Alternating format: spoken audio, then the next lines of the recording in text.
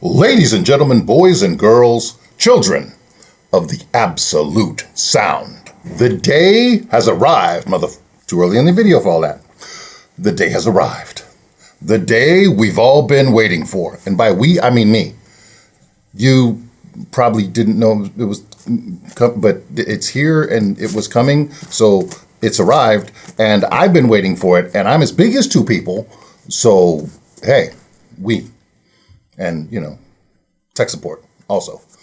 And everybody that knows me, because I wouldn't shut about it. What day is that, Jim? The day that this box was getting here. But Jim, what's in the box? Yes, what is in the box? This box has come from America. It's coming from America today. Actually, it came yesterday, but that's neither here nor there. And then I had to sit there and stare at this box all night long and go, I know something's in the box, and I know kind of what's in the box, but I want to touch it and squeeze it and love it and rub it and pet it and name it George. I'm going to love it and pet it and hug it and squeeze it and name it George. I am not going to name it George, but that cartoon was funny, and therefore I said it. Okay, so it was a riff on Of Mice and Men. It's okay. It's a Looney Tunes thing. You could look it up on the tubules and the interweb Nepster stuffs and stuff, and then you'll know that what I said was funny, because you probably won't have that reference from most people. But if it was a pretty popular thing in the Looney Tunes, so maybe you will. Okay, here we have the finest transducers for your skull in the world. Bar none, really. Best bang for buck, not the widest soundstage, which actually makes things worse. All of you soundstage boys out there. All of you people with a lot of money that throw just thousands and thousands of dollars at soundstage, stop doing that. That's not how things sound in the real world.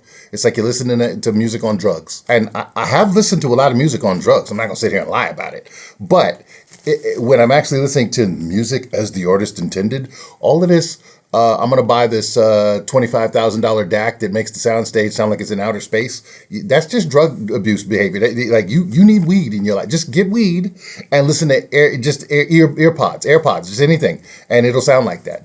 Dirty buds. If you have enough weed or enough acid or enough mushrooms, I guarantee you do not need a $400,000 Head-Fi audio rig. None of that. You don't need none of that. You need $100,000 cables, any of that stuff, the crystal that they want to sit on top of your amp. This is just straight physics. What's in this box is the king of physics. That's what's up. The best thing you can do with the physics that exist, which is all of them, all the time, and have always existed and will always exist. In other words, in this box are headphones. Technically, a package of headphones, a headphone package. It comes with all the other things that come with the phone, with the phones and all the cans. Now, why am I not opening this box? I'm going to tell you some stuff. Why are these the best? Why do they beat the physics? The problem with headphones is that they were designed originally to communicate on the battlefield and on like battleships and stuff. They were not ever designed originally to make the best sound. They were designed to make you hear things with the least amount of power draw. Because now you make these little tiny phone batteries that make your phone last all week and all that. That's great. But in 1920, whenever, when they were using this trick, all they wanted was this high-pitched signal that would pierce the 5K range, the 5 to 10K range, so you could hear the guy goes, bomb the guy over there. And if you listen to old movies, they go, when we went overseas and we got the thing to do the guys and we killed all the Nazis and the commies and the they talk like this for a reason. And when your mom calls you and she goes, James! She calls you that way so that you can hear her 19 blocks away, because that's where your ears hear, because you want to hear when a predator steps on a stick. When the bear steps on a stick and it snaps, that's what you want to hear. You want to hear leaves rustling. That's what your brain looks for in sound. It's the easiest thing. Now, bass is not in it exists, but the reason we don't hear bass well is because bass everything is about danger and survival. So when we hear bass, we need to hear an earthquake, a tornado, a tsunami. That's the things that we need to be warned with bass, and there's a lot of it, and it won't stop. So what we don't need is to be alerted to that all the damn time. So we have a shift in our hearing that doesn't really work for us musically. So anything that when you want to even out bass and highs, you have to give yourself a lot of bass to hear to match a violin string, right? So this is an important thing to understand. The problem there is that bass takes a lot of power to produce. Why? Because you have something called a transducer. Transducer. I'm a transducer. Not really. Just don't at me in the comments. Stop it. Get your Twitter finger, pull them back. So wait, I'm gonna piss you off later. It'll be fine. You can just put it all in one. A transducer is a driver or a speaker. Now you have them in IMs, you have them in, the big giant 18-inch, at the concert. You have them everywhere. Have them in your car. It's just a speaker. Okay, we typically call it a speaker. When you have a transducer, the most important thing is excursion. It's the most important. It's the only thing it does. Excursion is how much it goes away from the back. It's the simplest way I can put it. I can be more technical and be more correct, but that's not helpful. So when it moves, it needs power to move. The reason it's easy to drive high frequencies is because it doesn't have to move very much. When it moves a very small bit, micro inch or, nanometer or whatever the hell it moves when it moves, depending on the pitch. So the high pitches cost less money. They cost less money, and by money, I mean energy. So when your bass driver, when your 16-inch subwoofer goes whoa, whoa, whoa, that drives your electric bill up. And what pushes things in physical space is amps, amperes, not. And I really hate the fact that amplifier and ampere have the same short because it's very confusing, but nobody was planning that. It just kind of happened. So amperes is what moves the driver. It makes it excurd, and big excursion over a wide area makes low frequency. That's what it is. 1 hertz per second is the lowest you can move something, I guess. You can 1001. Well, nobody can hear that, but it doesn't make any noise. But and when you get to about 5, the real bass sensitive people can start hearing it. And then when you get to 500, then everybody hears it. It's a guitar. That's the problem. We've been set up just like every other system in the world. We have this problem where we started with a faulty system and then we patchworked it and patchworked it and patchworked it and patchworked it until we got to where we are. So what everybody keeps trying to do is use no power to make a full spectrum, full range sound. What you end up doing in that instance is making things thin. They sound like the audio version of the cardboard cutout in the cowboy movie that's supposed to make the background people that never move. It's real thin, it's real cardboard, it's real paper mache. It doesn't have note weight, also known as tonal density. It doesn't have that feeling of the wood. It's like when you hear an acoustic electric guitar in an album and all you really hear is the strings. You don't hear the body of the instrument vibrating. That's the stuff that you want. You want to pull that and you want to hear the back of the guitar, the spruce going, yeah. You want to hear the mahogany top, belting out the resonant notes. And it's the resonant frequencies that make music good. And when you can have a transducer that's capable of tricking your ear, jumping that audio uncanny valley into making you think you're in the room with the thing. It's over here. It's been doing by this. If you can close your eyes and you're in the room with the band or in your room with the guitar player or the singer, whoever it is, that is the absolute sound. Absolute sound means the way it sounds when there's no electronics in between you and the actual original sound. No tape, no nothing. That I was a sound man for decades, and that was my job. Make people believe that there was nothing, no speakers, no sound reinforcement whatsoever. It was just them in an intimate space with that person or with that group. That's the goal.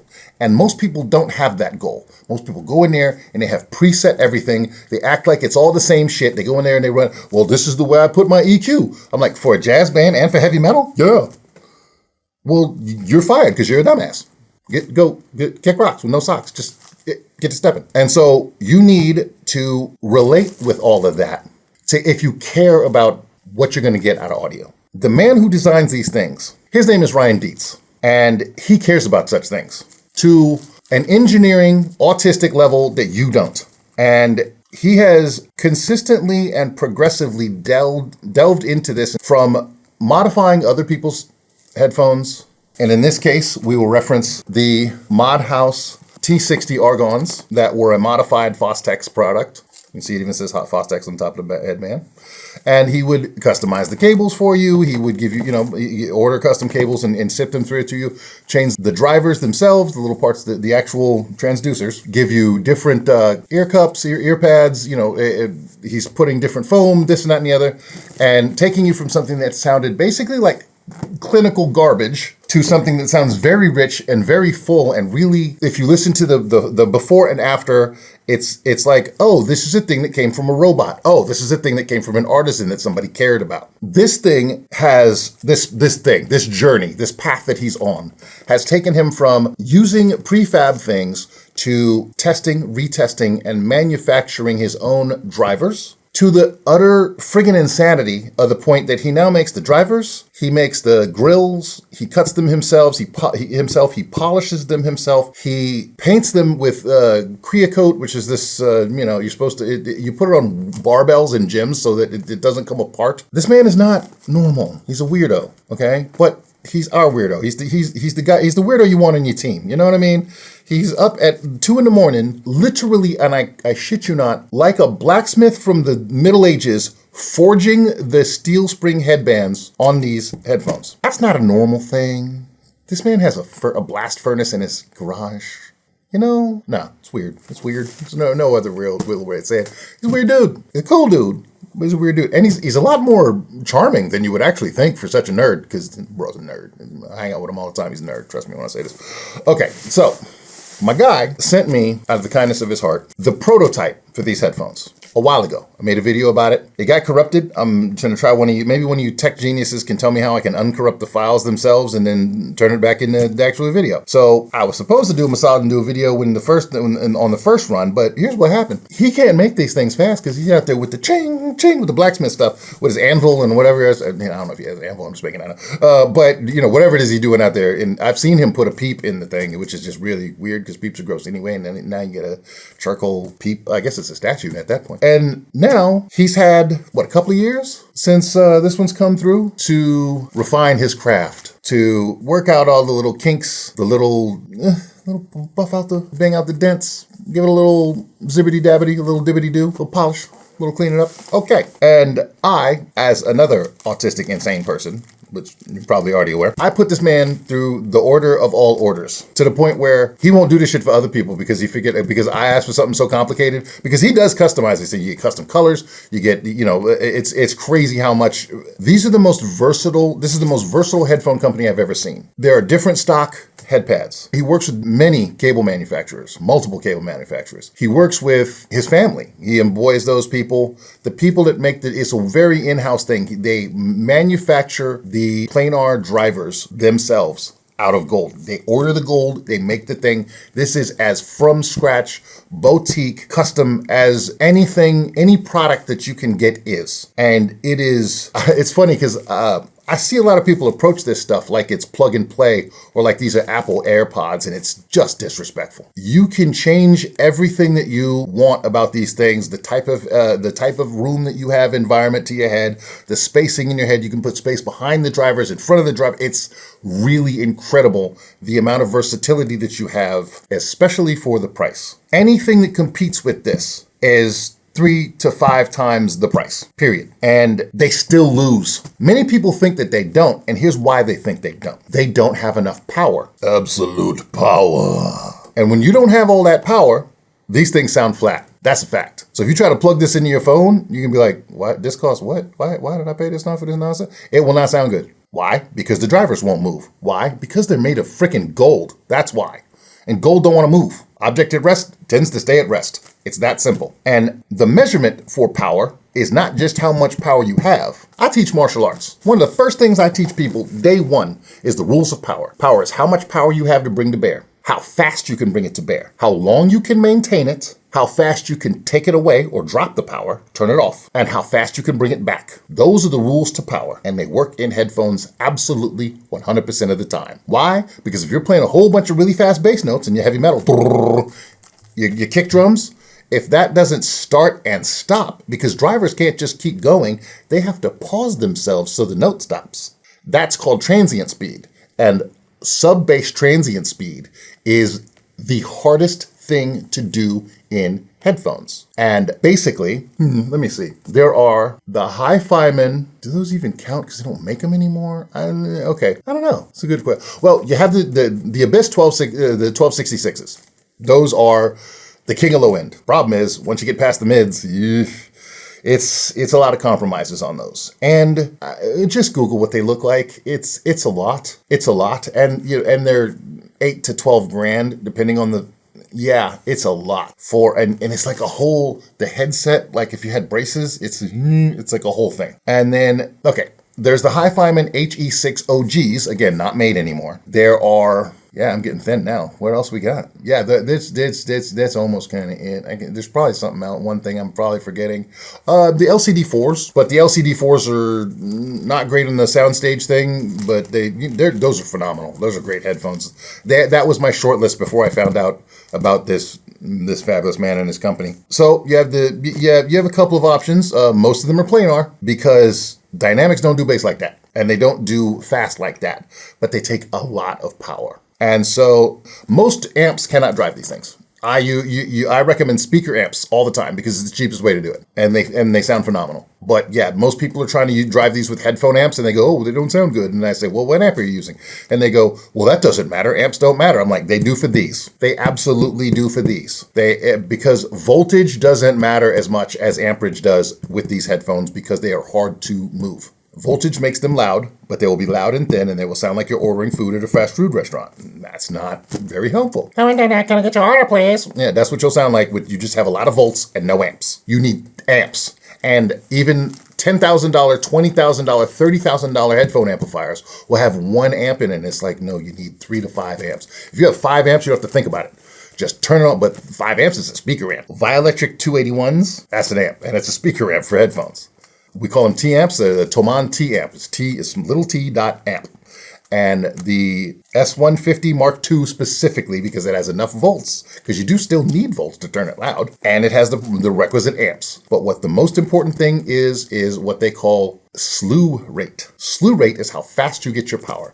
And there's slew rate for volts, and then there's slew rates for amperes. Slew rate for amperes is also called DI/DT, how much you get how fast over time. That is the most important stat for these headphones and for a lot of headphones. And when things sound thin, even your bigger drivers, your home speakers, things like that. Now, you have had an audio lesson on why these things matter, how they sound the way that they sound, which is like the real world. And also, if you think that they're not sounding right, this is always why. I'm the moderator in the Tungsten chat group on Telegram. It's called Tung Talk. If you have a pair of tungstens, come see us. We're nice people. If you're not a nice person, you'll get booted. When I say, I know how these things work, it is 100% of the time when you get a bad or these are mid-fi review, the person has listened to them through a inferior product and refuses to alter their behavior. I have seen this with reviewers. You know who you are. I don't like that. And it's always the nice guys that look cool and, oh, they're hipster, this, that, and the other thing, but they're slandering products based on refusing to change their behavior when a product doesn't fit their mold. If you are an IEM reviewer and you don't have the power to throw it into these things and you refuse to come up to your speaker amps, that's not the product's fault. It's RTFM. That's your problem. That's your fault. And then you're taking money out of people's pocket by telling people that it's not as good as it is. Because these sound like you are there when they're properly powered. The problem is they are hard to properly power. So you cannot dictate how physics works. This is the absolute limit of physics. And every single one of those transducers that I mentioned, the HE6OGs, the 1266, all of these take speaker watt levels of power to sound right because that's the way the physics works. Bass will always sound thin or imitation or things like that, or you'll have problems.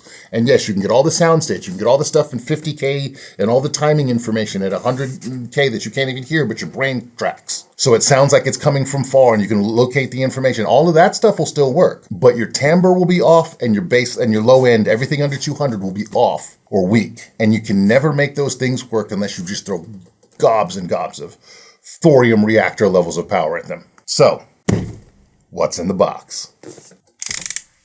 Hello, Mr. Cuddy. We've invited Mr. Cuddy to the stage. He's going to do a solo. It's called Can I Slice For You on Slash Note Records. I'm going to try not to damage anything. And this time, it looks like Customs has not violated me, as they have in some of my other videos, if you've seen those. it seems like I am the first and only violator of this box. I'm gonna try also not to bleed out anywhere on this thing as I'm doing my thing.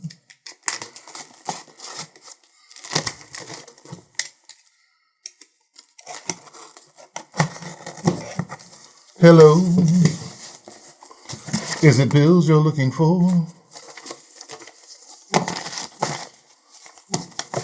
I'm gonna try not to dox myself here. And, you know how we do, we just throw stuff on the ground. So, as I was saying, this is le box, as my wife would not say. She'd probably say le coton. Better than me. She won't laugh at me when she says that. Sees that, but we have a carton and another carton.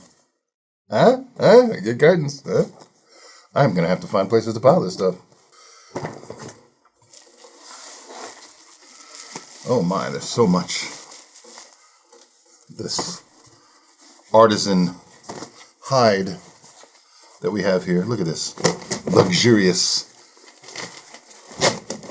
deerskin material, because we needed a headband, and it needed to not be made out of microplastics. So yeah, apparently this is inspected by number 103, just in case, you know, it was, and it feels, oh man, it's like, so nice, so nice. It's so nice. This is like this was like a deer that got deered for this. It's the dearly departed.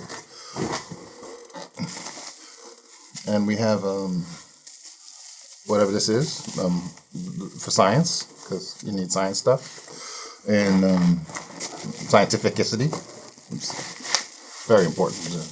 You need science. Trust me on it. And we have another box which has box-like qualities. And another box that seems similar to the other box with also similar box-like qualities. Yeah, those are good. We like box-like qualities. And then we have more science. Seems like some more science stuff for purposes and things. And of course we have, ooh, is this a hint? We have more suede.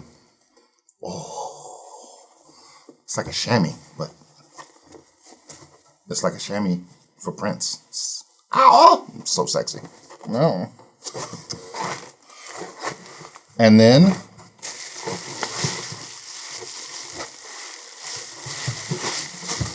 we have the main events.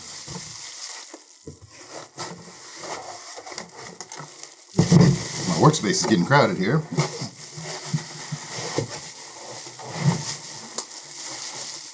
So, you know how we do in these videos. We throw it on the ground. We throw it on the ground. Not a part of your system. Love that song. Lonely Islands of shit.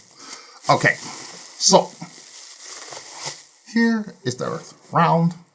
We are going to start here, because you never start with the pièce de résistance. No.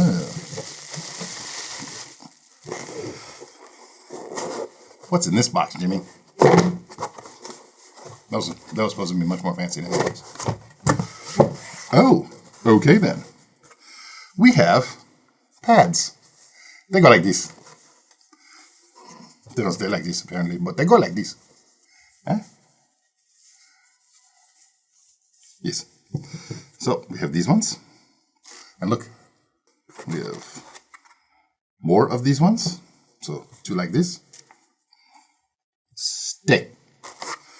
And then we have fuzzy ones with solid sides. See, we have ones with little holes everywhere. Somebody would stab it, stab it, stab it, stab it, stab it, and it still don't die. Okay, we have this one. And then this one is fuzzy and still I stab it, but only in the middle. I don't stab it on the side because it died already. And then We have, okay, that seems like the same ones. All right. And I think that the other science, where's Mr. Cuddy? I lost him. So many things.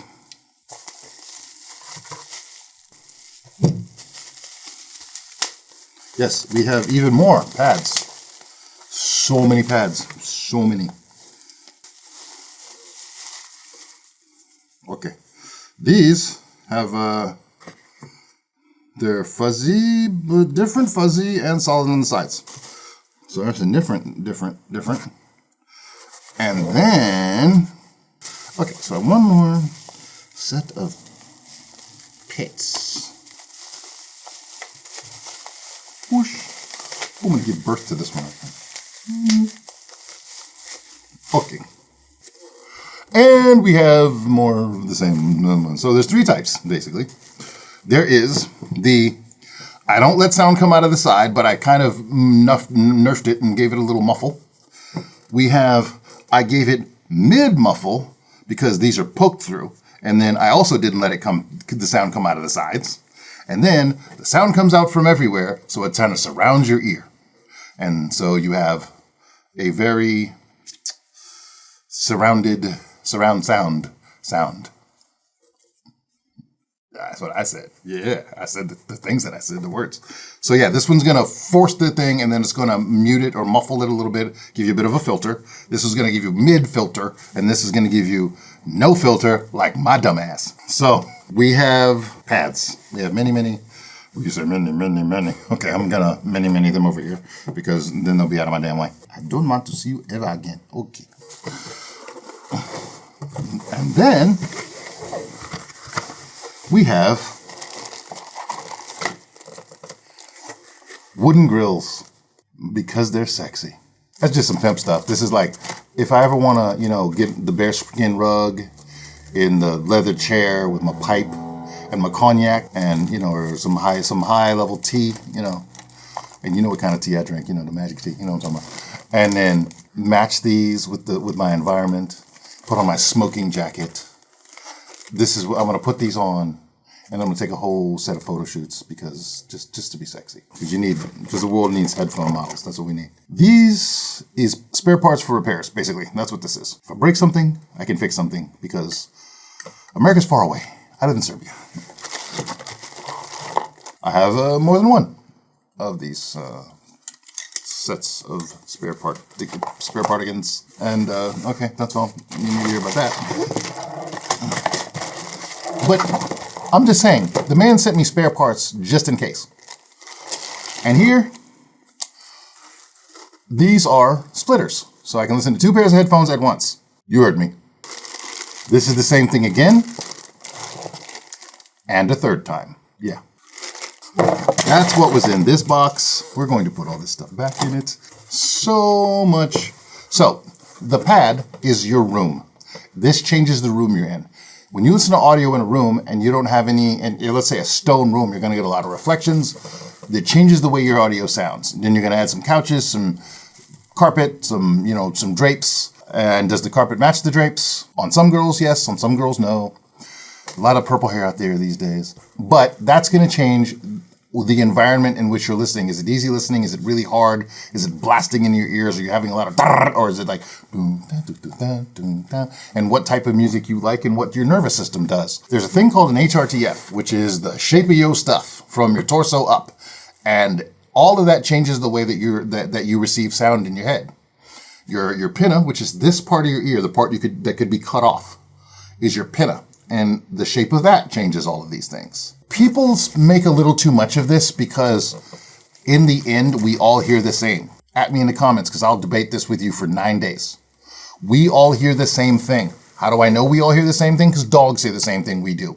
You can test this. If you snap a stick, somebody will go, that sounds like a stick snapping. If you crunch a pecan, everybody will go, that sounds like a can crunching. And all of this, well, I'm receiving this information slightly different than blah, blah, blah, blah, blah. No, we all see green, you know what I mean, except for colorblind people. Unless there's a problem, we all hear the same, we all see the same. Why? So we can coordinate. We all know what the danger sound is. And it translates species. A deer runs when it hears a twig snap in the forest. You're not special, and neither is your hearing. What changes about hearing is your training to hear. How savvy you are. Can I identify this note? Can I hear through things? Can I hear in layers? And that changes over time through listening and through understanding what you're listening. Mix a few albums and you'll definitely hear differently than you used to. But if you're just listening unintentionally, or you'll go your whole life and not know anything about how things should sound or what you're specifically doing with your ears. And there are, people go through whole ear training. There's a whole thing called ear training. If you just Google it or look it up on YouTube, that really works, and it changes. So there are no special ears. You don't have them. There are no bad ears. You don't have them. All you're going to do is, over time, lose sensitivity in certain sound ranges depending on what you've done in your life and your genetics. And you might have to turn some of those up. You might have to boost the lows. You might have to boost the highs. It depends on your family. You know what I mean? Some people are walking around with cochlear implants and hearing aids, and some people are not at 80. And so you have to figure out why that is, how to avoid that, and how to compensate for it once it might happen. But the sounds are the same. You may receive some a little bit less or a little bit more, but a guitar always sounds like a guitar. It never sounds like a drum kit. You know what I mean? And a cat sounds like a cat, not a dog. It's a weird conversation that people because what they want to do is they want to be special. They want to tell you that they hear differently, better, it's superior. I have golden ears. No, you don't. You got 10 ears just like the rest of us. Well, 2 ears, but T-I-N, not T-E-N. You know what I mean? So these are to change what you want to hear, and the difference is your preference. What do I like? That's varied for everybody. It's not how you hear, it's what you like, what you prefer, what annoys you and what doesn't. And a lot of that is what you grew up with. You know what I mean? If you grew up listening to heavy metal, jazz probably bothers the shit out of you. You know, if you listen to rap, heavy metal probably bothers the shit out of you, and vice versa.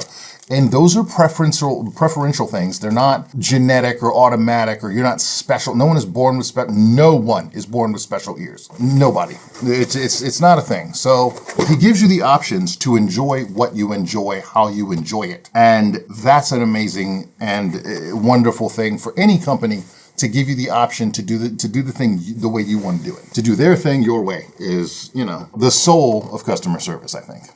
Now, we're going to move on. Ooh, that's pretty. Look at how pretty that is. That is just so pretty. This is just so nice. It's lovely. Now,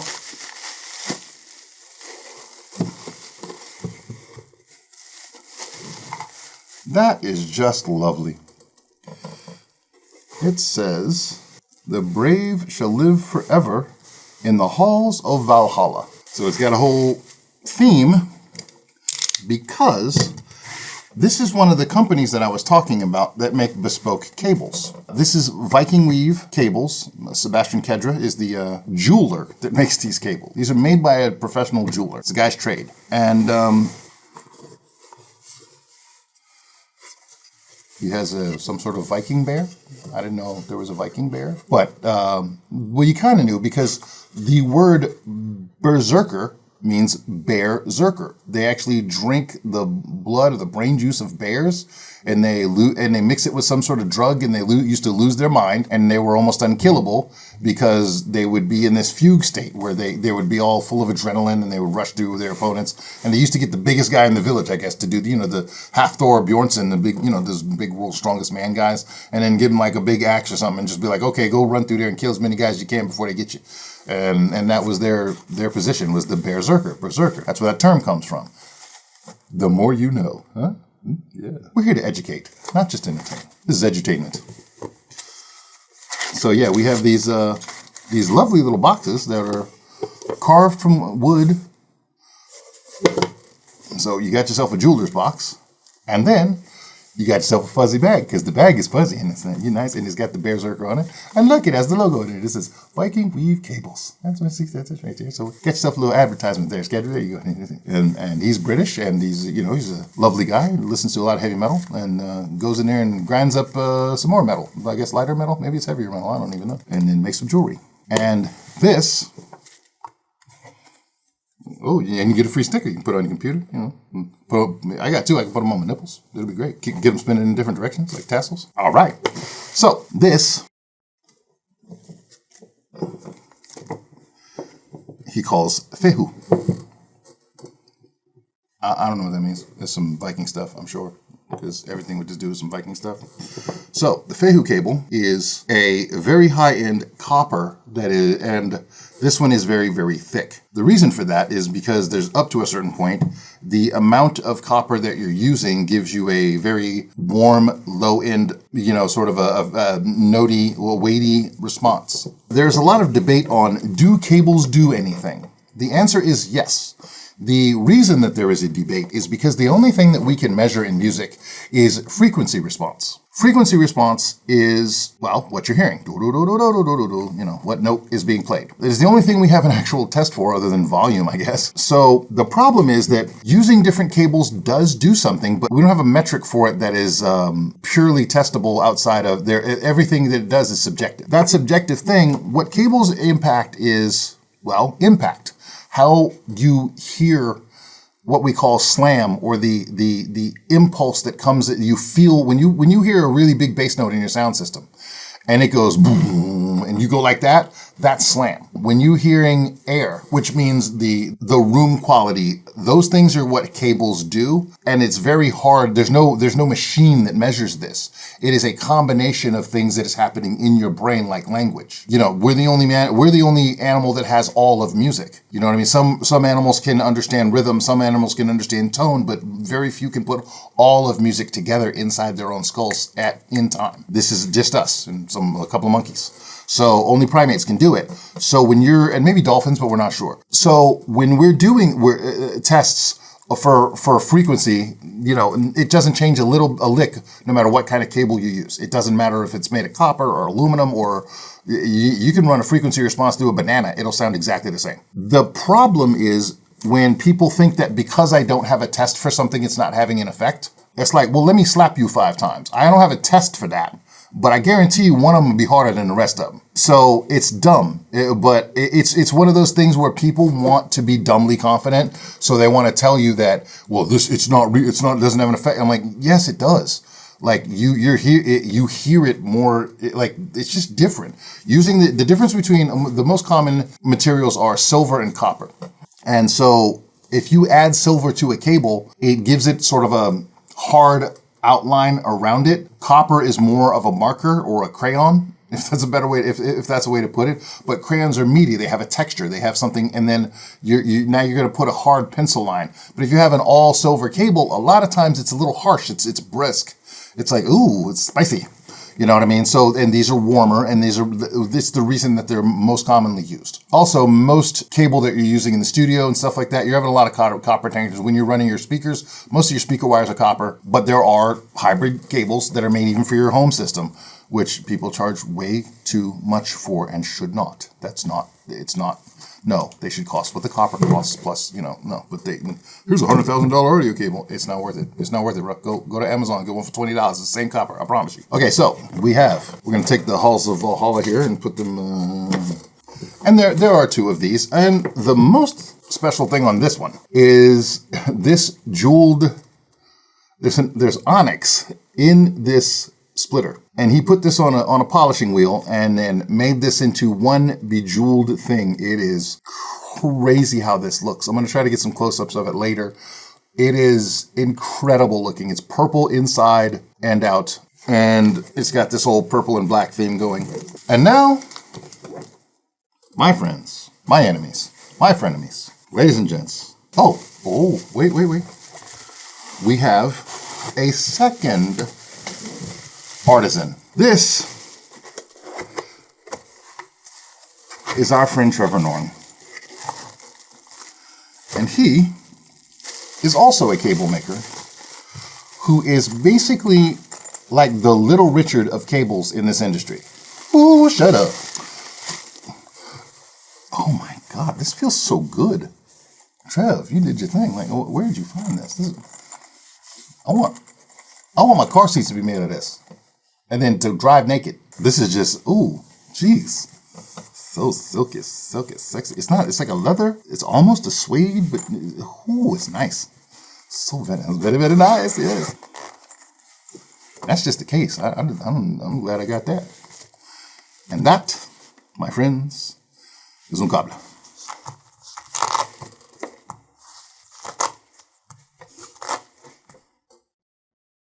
It's trolling me, folks. It's trolling me.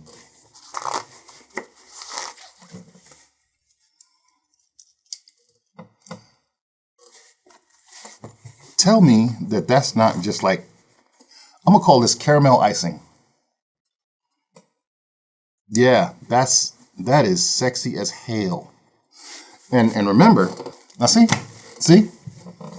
no, it's not even, no, this is gonna be glare and all of that. Yeah.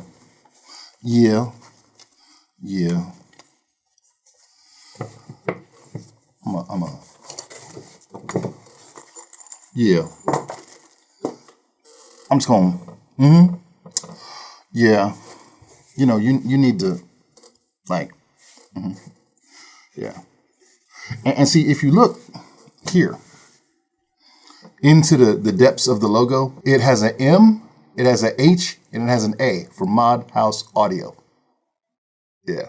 I noticed that one time. It's very clear. Ryan's thinking, he's not playing checkers, he's playing chess.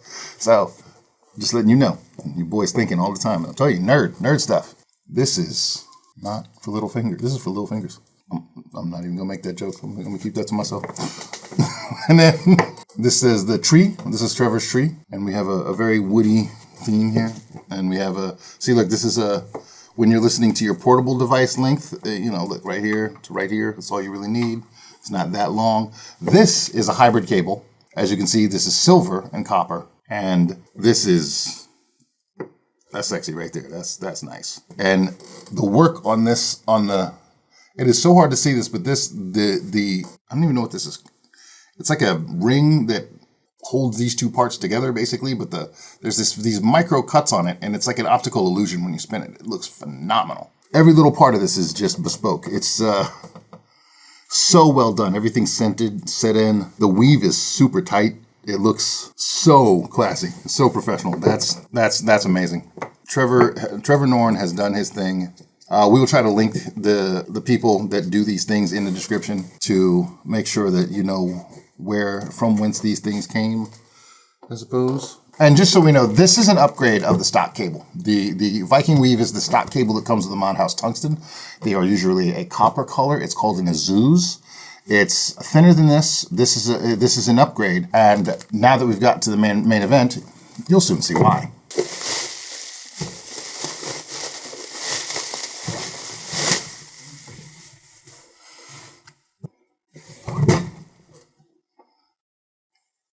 Why do I need a flight case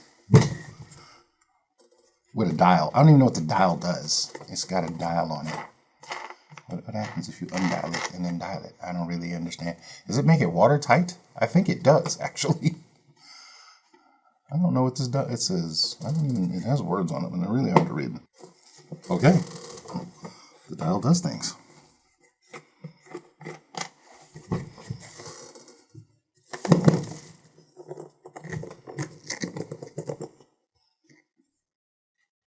Oh, yeah. Oh. Ladies and gentlemen, the Modhouse Tungsten.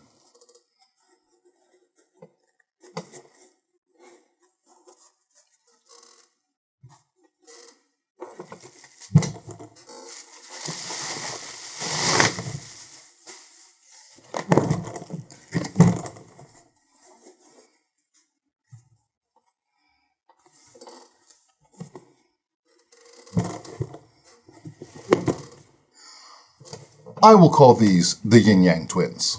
If you notice, there's purple and there's black. Every part that is purple on one is black on the other. They are different headphones, mind you. There is a version separation here. Version 1, version 2. We have cards. And in this case, this card is the driver 10.5, chassis version 2.0, with the Caldera Ultra Perf pads and the custom Viking Weave cable of the Modhouse Tungsten double-sided.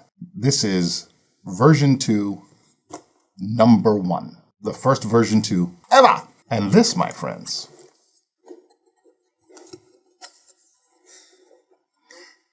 is the Modhouse Tungsten double-sided version 10.1, chassis version 1.0, pads Caldera Ultra Perf, also with the custom Viking Weave cable. But I'd like you to take a note of what number this one is. Yes, it is. I got number 69, bitches. Yes, I did. Yes, I did. Never selling this. I got number 69. And just so you understand, that's metal. And this is my baby because this is the prototype. This is the one where he went, yeah, I have completed my vision. This is the one I've been listening to for the last couple of years. So I have experience with these headphones, but the question is, how much has he improved? How much has he polished up in the last couple of years? And just so we know, and by the way, a third manufacturer has entered the chat. This is a Hart Audio Cable. And if you notice, it's in the theme. What have we done? We've got a cord-covered travel cable. Now, the beauty of the cord-covered travel cable, in this case, I'm going to put these to the side for a moment. The beauty of the cord-covered travel cable, in this case, is that it's modular, my friends. We have the big dongus, the other big dongus, the tiny dongus, and the medium dongus. These two donguses, single-ended. These two donguses, double-ended or balanced. So you can go anywhere you need to go and have any power level or any need to, if I want to plug into my phone, I got the tiny dongus. Just go right into phone dongus and you're like, hey, phone dongus, there you go. And what happens is, on the other end, there's a mini 4-pin and you just slot it right in there and twist it till it clicks. And now you're ready to go on your phone. Then there's a little button, push the little button and go, oh wow, you gotta really push that. Yoink! And then you can go full dongus. Look at that. You can go on your home deck, wherever you need to go. So we have modular power, and this here was made by Hart Audio Cable. And again, these were made for travel. If I want to go somewhere, I don't want to, this is a lighter cable. It's meant to be on the go and to be flexible. It can get, it's paracord, so it's durable. It's that military spec stuff. It's not something I can't run through water. It'll be fine. It'll be fine. I'll damage whatever. I'll damage my phone before I damage the cable. Just take it home, put it on the rack, use a hairdryer. You'll be fine. Now, look at the detail. Look at that. See what he did there? He put a little thing in there so they did. Yeah.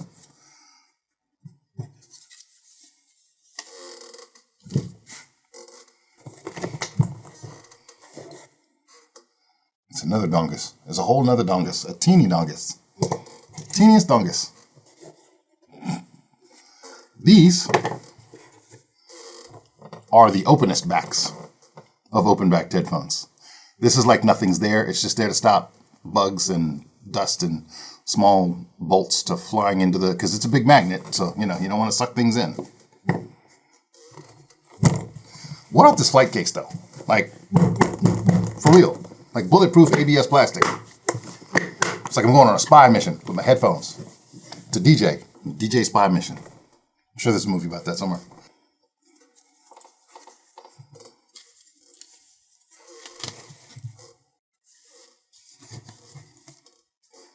Yes. Yeah. This is me. Nobody else in the world. One of one. Will never be done again. Number 1, number 69, and number 0. I'm living a blessed life. That's all I can say. I am living the best life as far as audio is concerned. Custom, real headband on both sides. And look, purple, black, purple, black, purple, black, purple, black, and vice versa. You heard me. That is the nastiest, naughtiest. Naughty by nature ain't got nothing like this. This is just...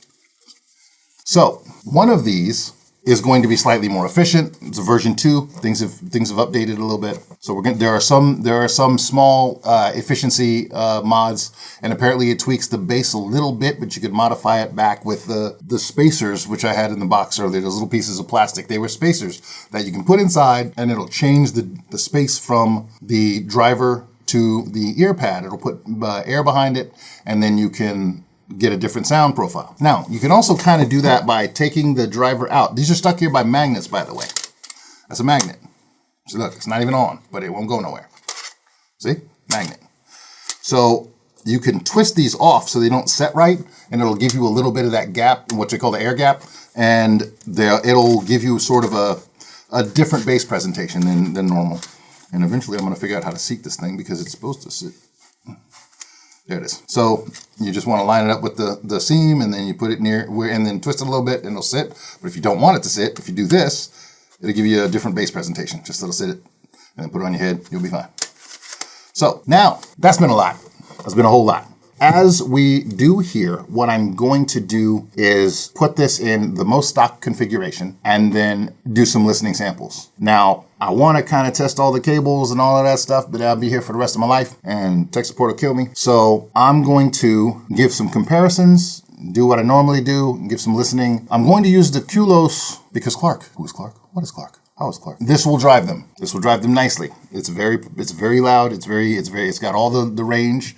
It's a little clinical for me, but it's meant to be because it is for work. This is a professional audio thing. This is for mixing and mastering and all of that jazz, but it's portable. So what I'm going to do is, yeah, that's clever. So whichever the cup is, I think is the one that has the cereal, the plate for it.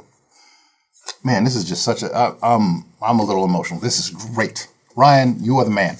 For him to send me all this stuff in this box, and for him to store it at his house for the eons and decades and whole eras of from the dinosaur days, from the Great Depression and all of that. This is a real phenomenal, like, this is grown man shit. Like this is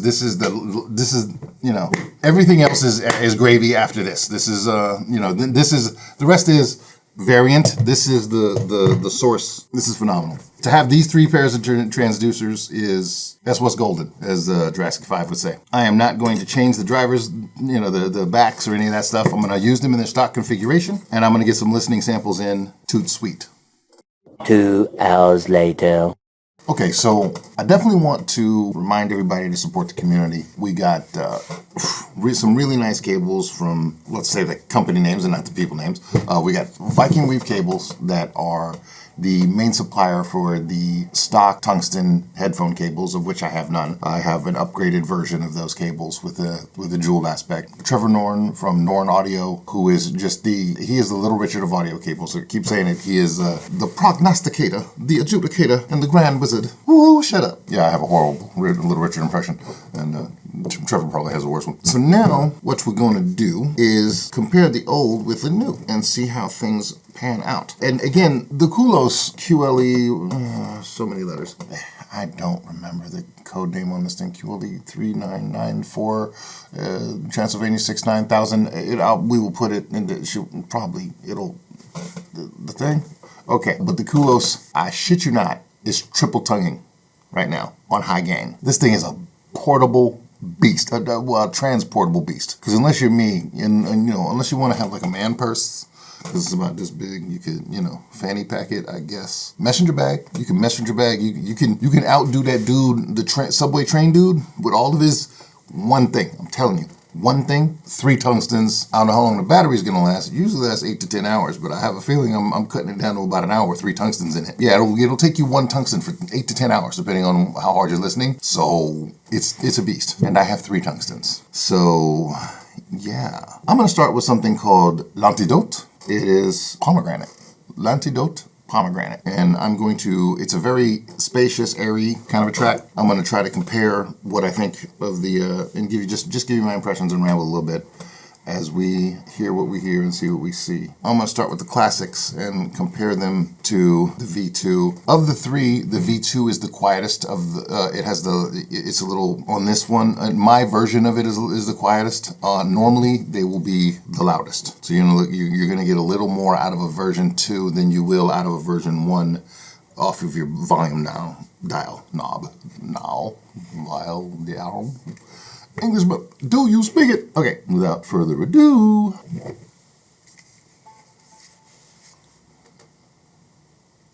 Two hours later.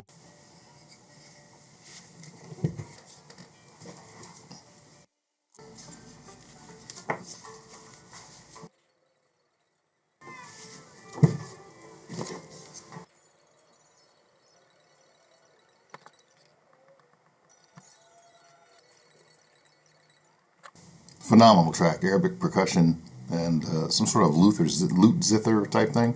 It's incredible. You go with a big old classic. Classic as they get. Perennial favorite. I love to play it. I love to mess with it. Love to sing it. I'm going with the original Dave Brubeck Take 5.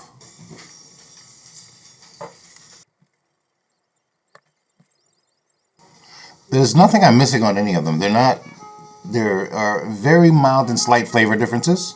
But a lot of it is just the impedance has improved, so you're getting a different level of volume.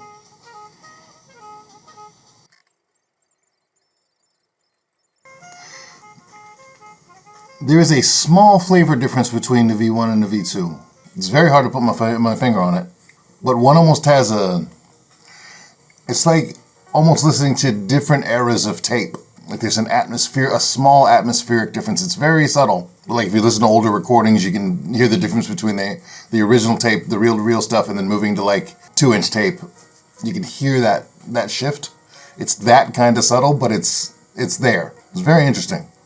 It's not a matter of liking one or the other more, one more than the other. It's very interesting. I'm listening to the same recording, and it's just giving me a slightly different lens to it.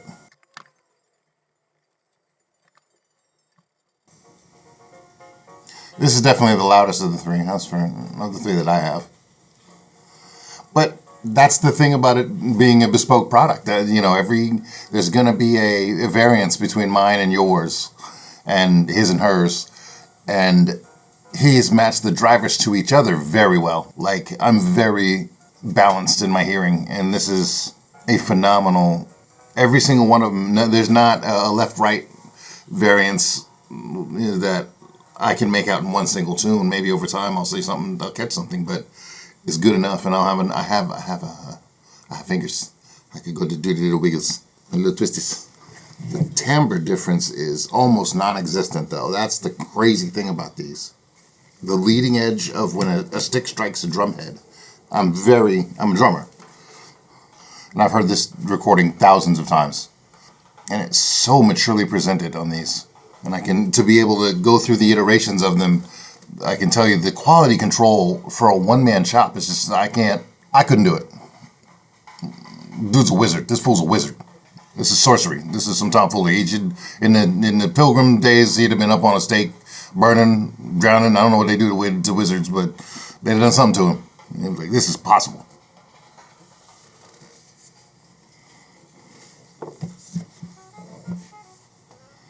I'm going to move on.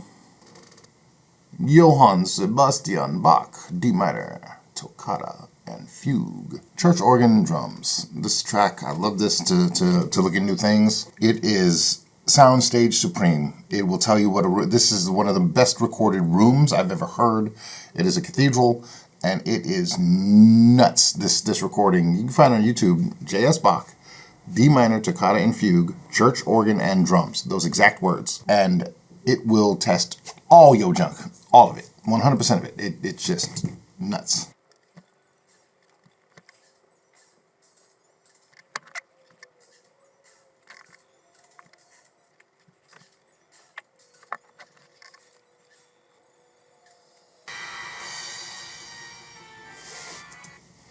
That is insane. The reverberations around the walls are just immaculate. The picking up the wood that place is made of and hearing all the reflections. I mean, I don't think that place was made to set up a drum kit in it, but these guys had a brilliant idea with that video. It is just beautiful. I'm going to go to Kokoroko, Adva by Kokoroko. They got that old Rhodes style electric piano. Is it the Rhodes or the other one? I can't tell. It's that Afro pop. Afro jazz.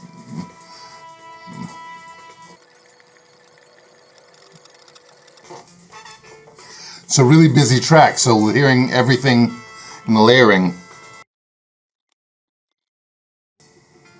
This is such a clear lens into music. It is.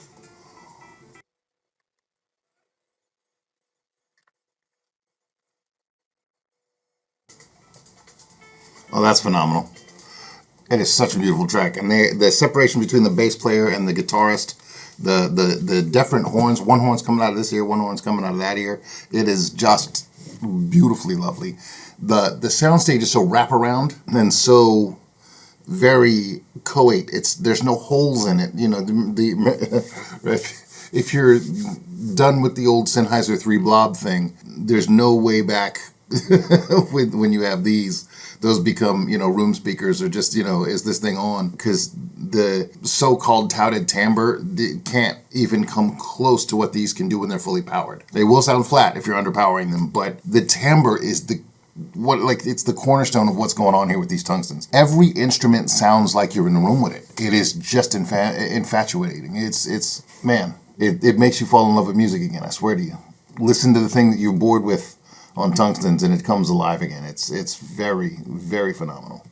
I'm going to go for pretty bog standard female vocals. So I have 2 female vocal tracks I'm going to test here. This is Club de Belugas and Maya Fadiva with Don't Look Back.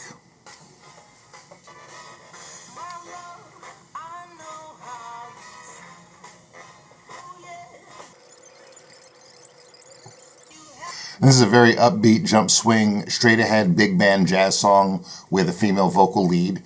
And she has an insane amount of vocal power and a very clear bell-like voice. So, you know, but she's not trying to be Ella Fitzgerald, which is every other female singer. God damn it, stop it, you women. Stop trying to be Ella Fitzgerald. And please stop trying to be Amy Winehouse, because that bitch can't sing. You heard me right here. She can't sing. She sings to her nose. And she sounds like she's vomiting when she sings. Don't do that. Do this. Be you. Whoever you are, be you, and then sing with your whole chest. And that's what this woman did, and that's why she's on the album, and I'm not, because I'm a big black dude, and they wouldn't want me for that, because it's female vocals, and it's higher pitched. So, you know, I'm over here with Barry White and Lou Rawls and all that. You'll never find, you know, I'm going to do all that. I'm not going to do all this. I'm not doing that. So, this is really hard to do with the volume, with the impedance and the sensitivity jumps, to try to get a really good, I will volume match these later and make a bigger. Maybe I'll leave a note in the comments, some of my impressions. These are a bit smokier or warmer than these. It's definitely a thing. There's a warmth here, and this is like kite flying weather. I don't know how to say that. You know when you go out and really want to fly a kite and that sky is so clear? That's what you get from this one. And this is the V2. So this is the current. But it's not like the bass is going anywhere. It's there. But there is a bit more impact and slam in this than the V1 in the kick drum. And this is not a kick drum song. This is not a low end song. But you feel the pat of the striker hitting, the beater hitting the drum head on these a little bit better. Brazilian Cafe at Putumayo. Putumayo presents. It's a great soundstage tester. Higher register male vocals, guitar, and percussion really. If this one is kite flying weather, then this one is you're in your study with your bearskin rug and your fireplace and your cognac on a winter night. It's that. With your smoking jacket, your pipe, maybe a girl curled up in your lap. And see, I have a pair for my girl. So, you know, this is all a plausibility.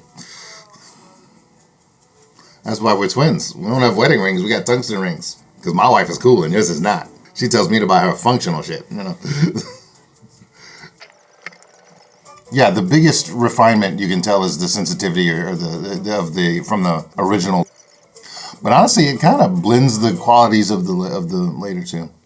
He has definitely come a very long way in his control or mastery of this art. But I think for all intents and purposes, I'm gonna leave this off because this is one of one. This is the prototype. So I'm gonna compare the V1 to the V2 at this point because these are still gettable on the used market, and this is what you're gonna get if you have a new order. I'm going to retire you and go yoink. And I'm gonna give the poor battery on the Quloos a bit of a break because 3 tongues at once is Stormtrooper mode. That is Berserker mode. I can't. The fact that I even have, I braved it because that's an expensive beast to blow up, but I didn't. And it is definitely doing the thing it's supposed to do. We're gonna move forward from Brazil. I mean, you don't want to move forward from Brazil, but sometimes you need to.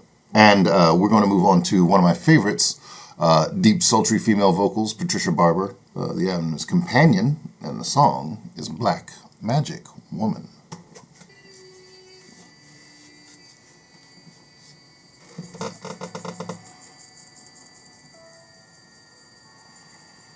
This track takes it everywhere. It gets spacey in the beginning, picks up, gets speedy, it's slow enough, that's a start, it builds in speed, and at some point there's a crescendo of drum madness that really puts your testing through a roller coaster. Or as the cuteness calls it, a Russian mountain. I didn't know that was a thing in France. Apparently it's a Russian mountain.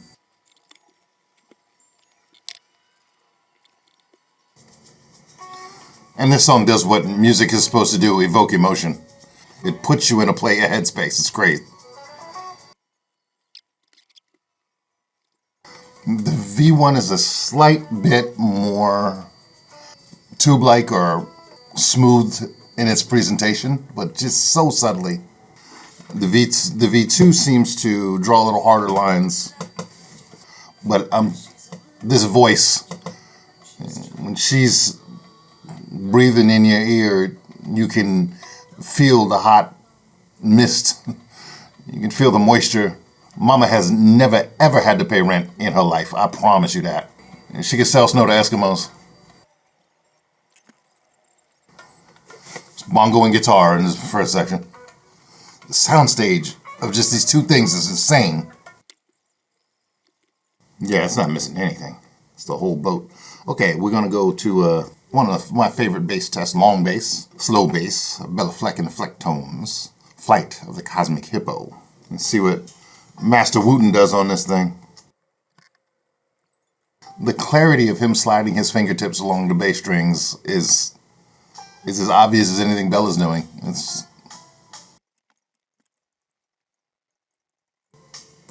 Yeah, and you hear it on both renditions. You hear the fingertips. It's a very good test of what your transducer's doing. Detail retrieval. Go to one of my favorites for soundstage and clarity. HH, the whole album by Lionel Weke. Pick anything, throw a dart. It's one of the best recording things you will ever hear. It's one of the best ways to record a guitar I've ever heard. And Lionel Weke is this insane man from Benin who hums at you and plays his guitar, and you go, oh, okay, this is the whole universe right now. I can't think about anything else. This track in particular is Cantaloupe Island.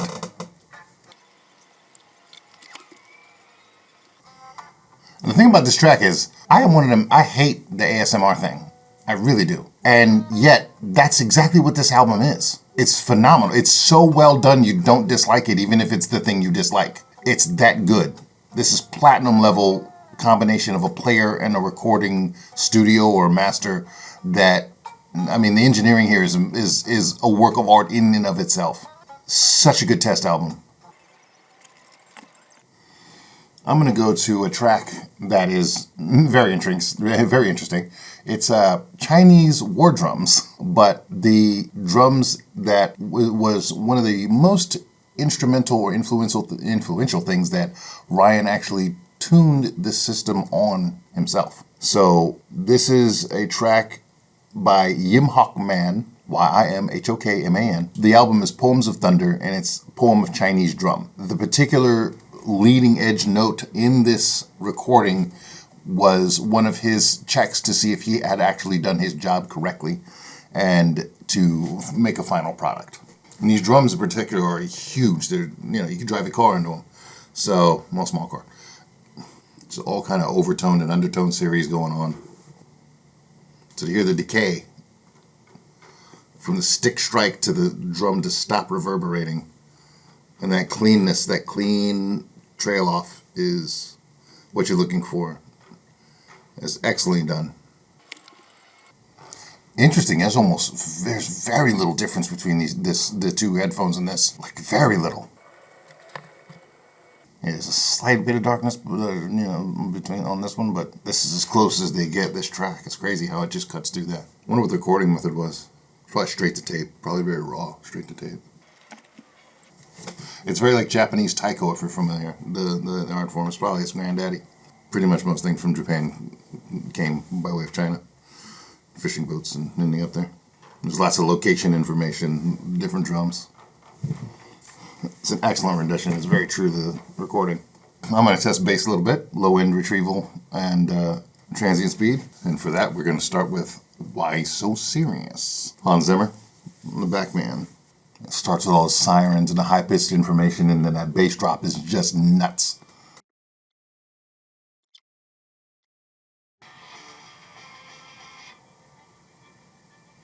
Man, that is as clean as I've ever heard this.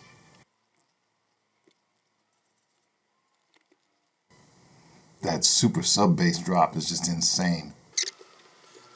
Oh, that's just nuts. Like, I can tell what he's doing, but how he thought to do it is just beyond me. That's why he's Zimmer and I'm not. Yeah, it definitely hits harder on these. Since we're doing bass, I'm gonna move on to the Dune sketchbook. It's the very first thing that happens. The thunder rolls in. It's nasty. That's so sick. I'm gonna back that up and do that again. That is so sick.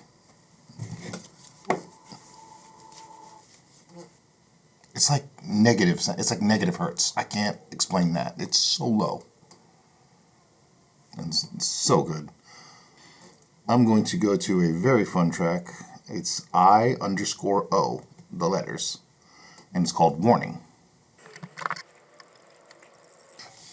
This track is if you like EDM, it is like the perfect neutral EDM track. It's got female vocal in it. It's hard German house backbeat style backbeat, and then it switches to booty house somehow, and it's like, I'm the funkiest that a German will ever get. You must dance to this now. Go to the club or I will kill you. It's phenomenal. And then somehow it turns all John Wick on you, and you're like, okay, maybe the Germans can't get funky. Go ahead. It's such a dirty track. Yeah, dirty track, are you? You are. Okay, I'm going to do a track by a guy named Ogre Man. Yes, and the track is Long Coup. I'm doing the best of my horrible French here. It's like a lo-fi dub.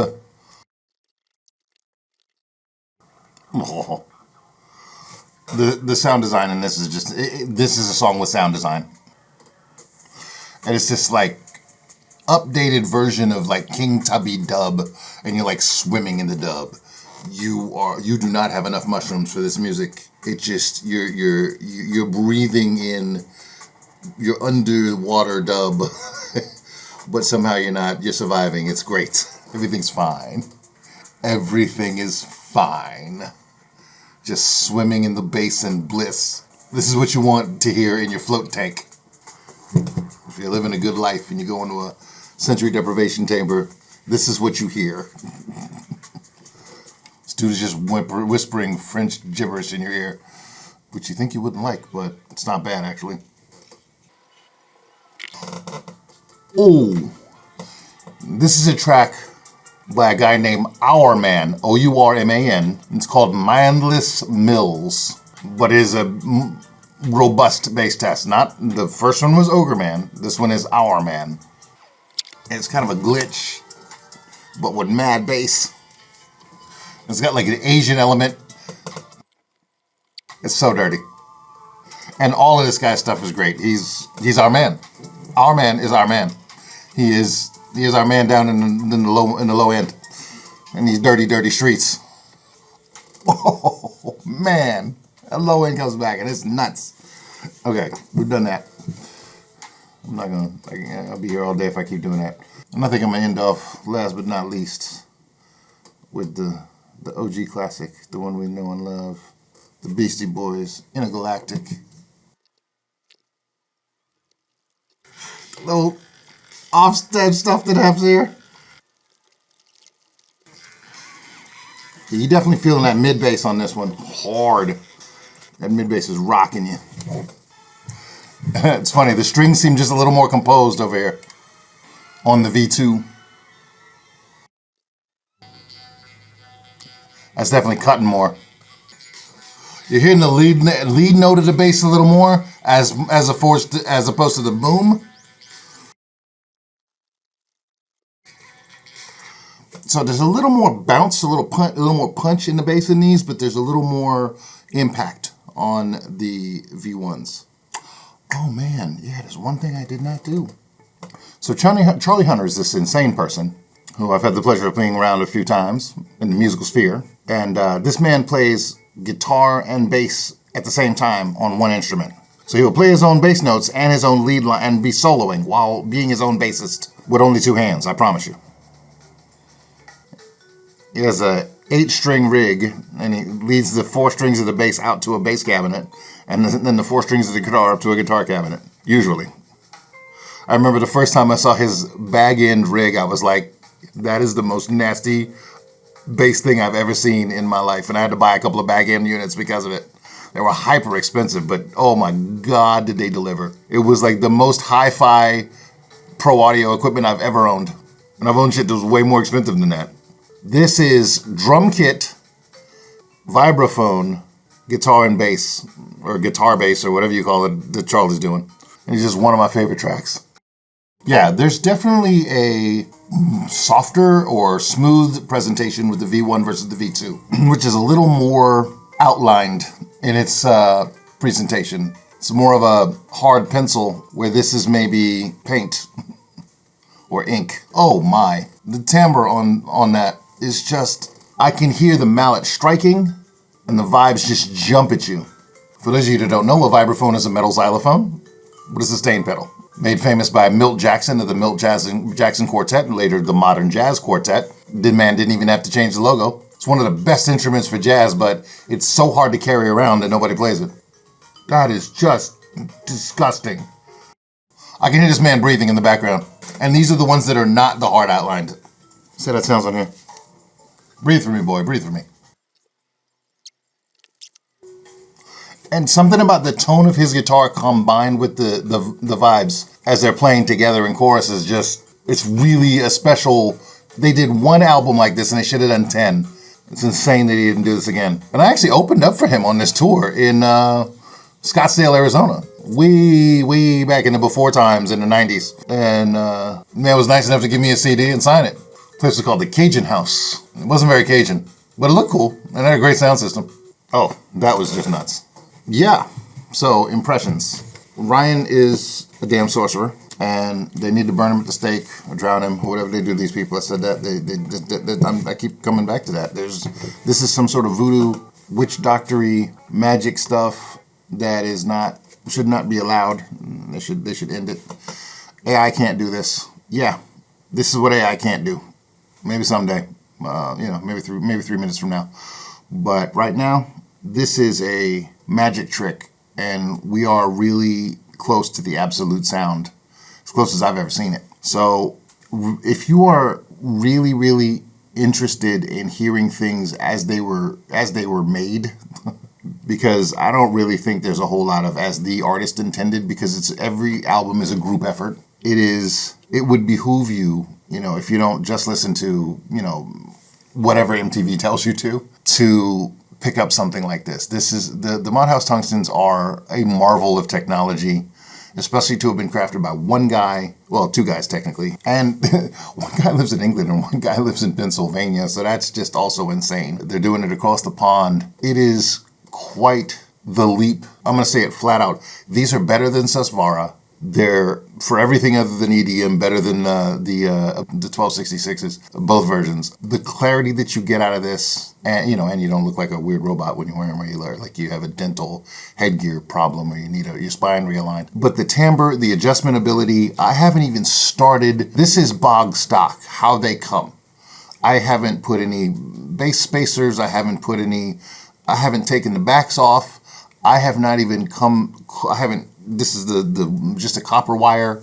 I haven't added silver. I haven't done anything special, and they are damn special. The only thing, I am definitely going to go and shoot these things out and try to level match them and use different amps and see what I really like over the next few days, maybe the week. And there's nothing that compares to this from what you get from a price to performance standpoint.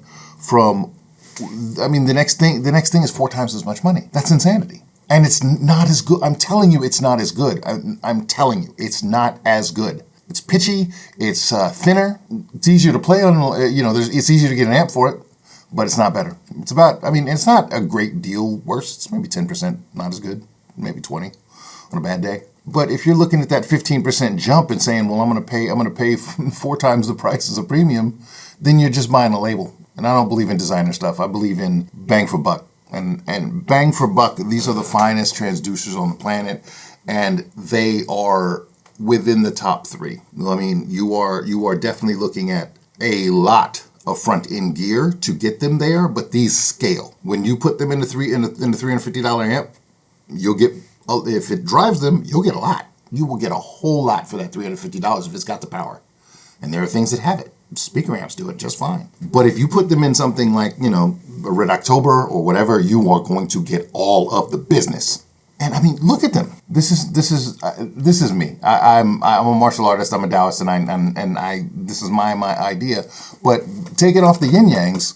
The fact that he made these by hand. You know what I mean? He forged this with a hammer. This is spring steel that this man made, and he also designed these drivers. So that is, this is his work, and this is his work. So this is, again, literally a work of art that allow you to listen to everyone's art.